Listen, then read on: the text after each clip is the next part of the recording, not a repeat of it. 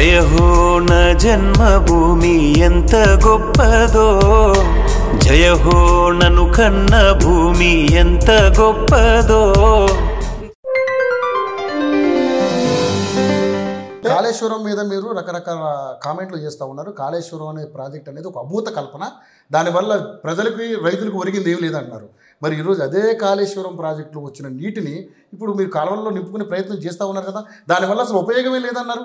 మరి ఇప్పుడు దానికి ఏదో రకం ఉపయోగపడుతుంది కదా, రైతులకు ఎంతో కొంత ఉపయోగపడుతుంది కదా. ఎక్కడ ఉపయోగపడతలేదు. ఇవల్ల మిడ్ మానేర్ కానీ అన్ని కూలిపోతూ ఉన్నాయి, చూస్తూ ఉన్నారు. కాబట్టి ఎక్కడ ఉపయోగం లేదు, నష్టమే జరిగింది తప్ప ఏ ఒక్కరికి ఉపయోగం జరగలేదు. ఇవాళ మా తెలంగాణను పూరగా దక్షిణ తెలంగాణ మోసం చేసి అక్కడ కక్కుర్తితోని కాళేశ్వరం కట్టినప్పటికీ ఎక్కడ ఉపయోగం లేదు.